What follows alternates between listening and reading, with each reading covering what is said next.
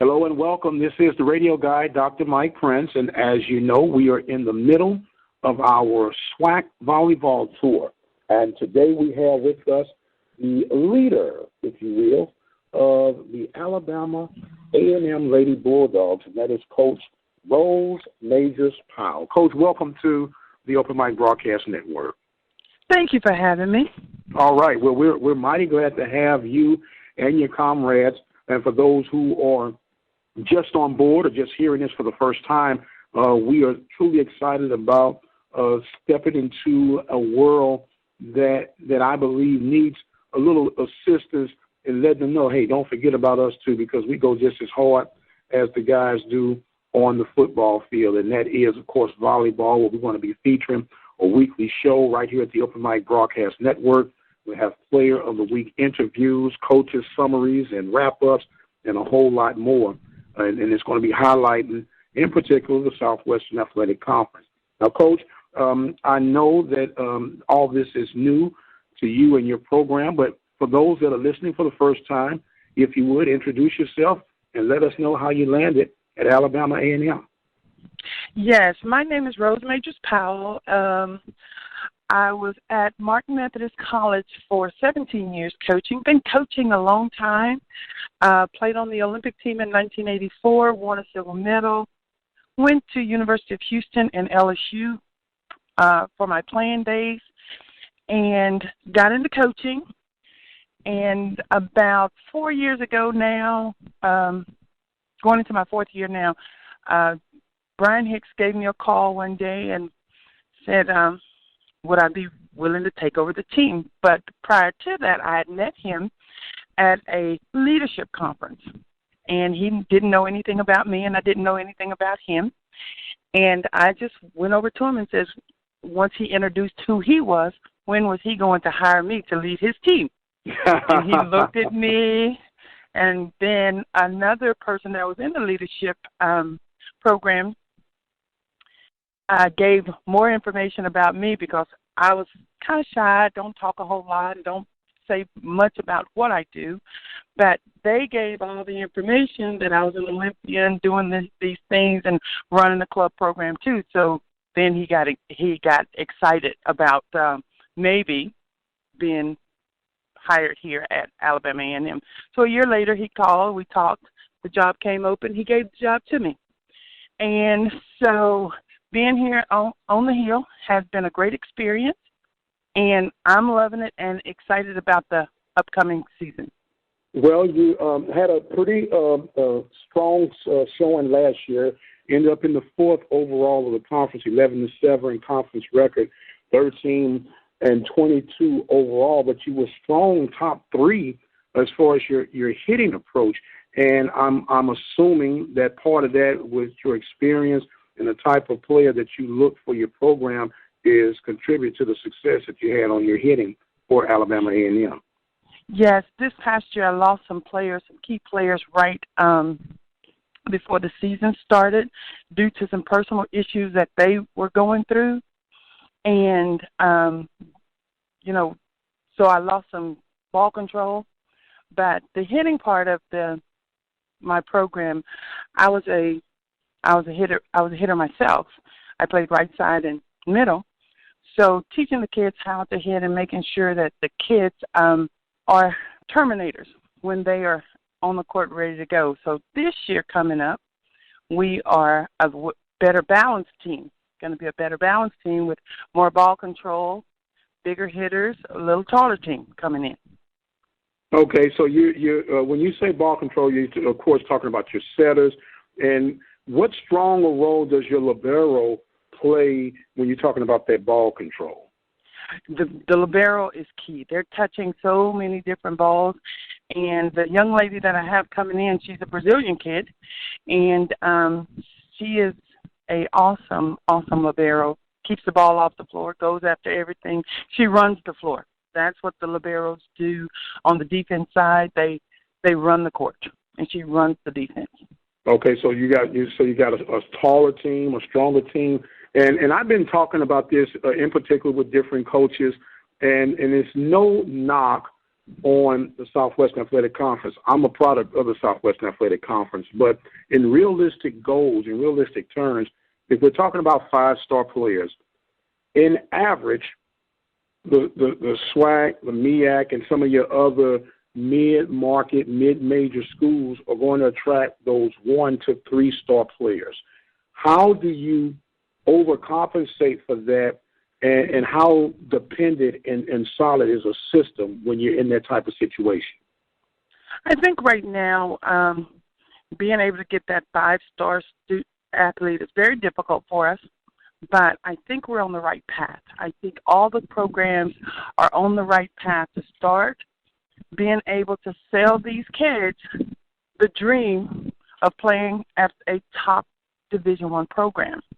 And as we, as coaches are out there beating the bushes, we're selling a better product, I think. And I think that comes from the ADs that we're getting. The school is backing the programs a little bit more.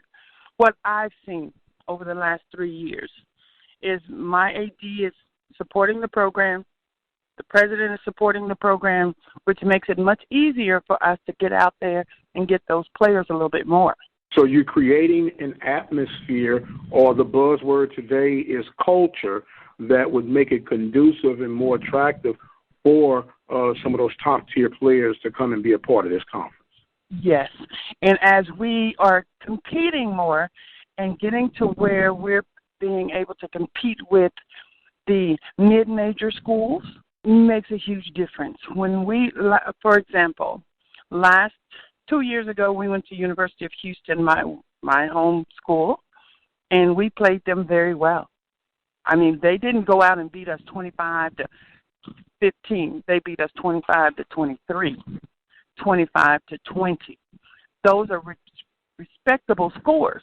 So it's making it easier for us we're getting where we are competing against those teams much, much better. And with that, showing those 5-star athletes are saying, now they're competing against the teams that they could not reach at one point. So now maybe I can go to the HBCU school and compete still very well against those types of teams. And that's what they want to do, is compete at the top level. No doubt about it. And, it's a pleasant surprise that once they actually step foot on either of the HBCUs, whether it's in the Southwestern Athletic Conference, the MEAC, or even some NAIA campuses, they'll find out that it was nowhere close to what they had in their mind on the educational level and the actual experience of being on that campus. I agree totally. I think that once they get on the campus and see what's going on and see that we're putting in work just as well as everyone else, I think they appreciate that too, and say, this is a place I can go to, and this is a place that I can compete at. And my education is a good education. Now, we're speaking with Coach Rose Magers-Powell of the Alabama A&M Lady Bulldogs. Now, Coach, you talked about that you got an awesome libero and you recruited some taller players. Would you care to share and highlight some of your players that you have returning and some that you're expecting some great things out of this season? Well, one of my returners, Courtney Oliver, who's from Detroit, she'll be a senior this year. I think her leadership role is going to be key for our team, and I think she's ready to step into that position. My setter, Riley Balsmeyer from Indiana, she set last year, first time being put in the position to run the court full time. And I think this year she'll be even better with it. I think it was a learning year for her. And then we've got some newcomers coming in that is going to bring a lot of life to the court. It is I know it's going to be exciting. It's going to be exciting. It's an exciting time at Alabama A&M. Now, I'm hearing you, and I guess geographically it makes a little sense, but you like some of those northern young ladies, huh? Well, I think the young ladies have figured out some things. I can go to school and get an education at Alabama A&M play good volleyball, get a good education, and move on with my life. And they don't care right now. They don't care where they go. They just want to go somewhere where they can get a good education and play good volleyball. And at Alabama A&M right now, this is a good place. Absolutely. Now, and I know that Title IX has helped and has got some ways to go in many opinions. But how significant has Title IX helped you and get some leverage at Alabama A&M? Ooh, that's a tough question. Well, like I said, when I got here, my athletic director, he has been wonderful, making sure that I had the things that I needed. I didn't ever have to, I hadn't really had to fight for much right now, but he has been wonderful making sure I had everything that I need. And so have my president. So I'm happy. Not to put anybody on the spot, because we have perceptions and then we have realities, because everybody's perception is that all college sports are created equal. And I know the old theory having to rob Peter to pay Paul, because the era that I played at Prairie View, it was ironic how some have money and others didn't. And I'll give you an example. Our entire athletic budget, I want you to hear me real clearly, the budget was $800,000 for every sporting program that we had. That's tough. That's really tough right there. But, you know, I think here at Alabama A&M, our AD, Brian, has done a good job in making sure that all the departments had pretty much what they need. We don't get everything we need. We don't get that. But he do listen to us. He do listen to me. And if I need something, I get that. If he can possibly get it to me, I get that. But I think that, you know, we do rob Peter to pay Paul sometime, but we do that at home too. Of course. And here at the school at Alabama A&M, like I said, I've been able to manage. I think it's all about management. And when he gives me my budget, I try to manage it the best that I can to make sure that I'm within my budget and everything. And if I go over my budget, then I have to ask for a little bit of forgiveness. I'm just going to ask for forgiveness. Yes, ma'am. I do understand. I'd rather ask for forgiveness and not have nothing at all. Exactly. I just have to ask for forgiveness, you know? Now, we're talking with Coach Rose Magers-Powell, leading lady for the Alabama A&M Lady Bulldogs volleyball program. Now, Coach, you said I asked you a tough question. I got one more tough question I want to ask you, and it's all in fairness. And we hear all the time how people talk about facilities. Facilities make the difference. Facilities are the key. And to a degree, I buy that maybe 33%. And the reason I'm saying 33%, I'll explain that to you in just a moment. If you had the chance, let's say they had laid out on the table, okay, Coach, we're going to give you $2 million for you to develop and do whatever it is that you want to do with your volleyball program. $2 million. You can go and upgrade the facility you have. Anything you want to do, you can get the most outrageous uniforms, whatever you want to do with it. Do you feel that upgraded facilities has as much weight as a nutritionist full-time dedicated to the student athletes?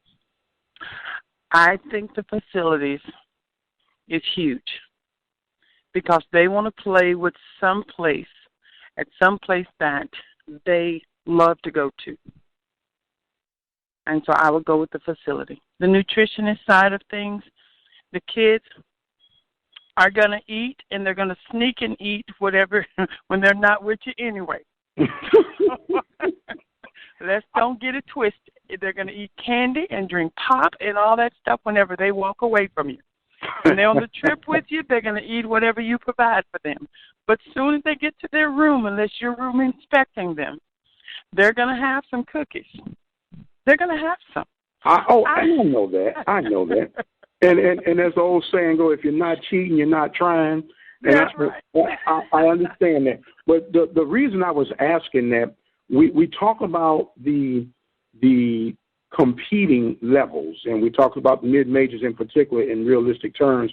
when it comes to the Southwestern Athletic Conference. Part of the advantage, and if you really look at this in a long-term factor, our student athletes are with us some 2, 3, 4, 5, 6 years max, okay? And in that time, we're cultivating young minds and dealing with future parents and the next generation society. And I agree wholeheartedly about the facilities do help make the difference. But if we could take the time to set aside our budgets that's going to create new eating styles and life changes, because let's look at it from realistic terms. Most of our Nubian brothers and sisters are going to have different health challenges that's going to stem from their eating down the road once they're not as active on whatever sport they're competing in. So we can start to help set some of these different habits. And I know that sounds, and I said if it was a perfect world. It's not a perfect world. I would think that you'd be able to do something with both, on both sides, where you can have a very good facility, maybe not all the bells and whistles, but also that nutritional part that can help change the course of generations. I agree with that. I think having a little bit of both is great, but the facility goes a long way there. Oh, no doubt. I understand the health benefits along the way also of it. And I think as kids grow a little older, their health benefits, their health consciousness come into play at that point. Because we, too, as we've gotten older, even though we ate all that other stuff along the way, our health yourself, Coach. It do come into play. And I'm going to talk about my doctor. I went to my doctor a little while ago, and he told me, he says, Miss Rose, all of the things you used to eat, yes, they were good. I ate them too. He says, but now it's time to get away from fried chicken and pork chops and eat more vegetables. So the doctors are going to help us along the way to make sure that our health needs are met by bringing them to our attention. Yes, ma'am. Yes, ma'am. Because I'm still fighting with my doctor every now and then. I say I probably, instead of eating 3 pieces of chicken, I'll eat 2. But I'm going to eat some chicken. I'm sorry. This is true. This is true. So I do agree that both is going to be beneficial as long as we're teaching the kids about their health and their nutrition along the way, that the facilities will also help us become stronger on the court and be able to bring in some of their 5-star athletes. Yes, ma'am. Yes, ma'am. Now, I'm talking, of course, with Coach Rose Magers-Powell, leading lady for the Lady Bulldogs of Alabama A&M. Now, Coach, this is going into your 4th season with Alabama A&M, correct? Yes, sir. Okay. What growth have you seen, in particular to the Southwestern Athletic Conference, from your first entrance to where you are now? The growth that I've seen is, I think now coaches are more competitive, and we are really, I think everybody is at the point of, let's get these teams where that they can compete against those mid-level teams much better. So I think our growth has been gradual and has, over the years, now I've been in Huntsville for 30 years, and I've been around Alabama A&M. When I first moved to Huntsville, I used to come in and set Mrs. Austin, Betty Austin's offense and defense, and I would leave and go back to Japan. Mm. And so I've been around Alabama A&M for a little bit, but, you know, there was a break in there that the conference play was not as strong as it should have been. But now I think the coaches in the conference has wanted to step the game up to the next level, and I think that's where we're going.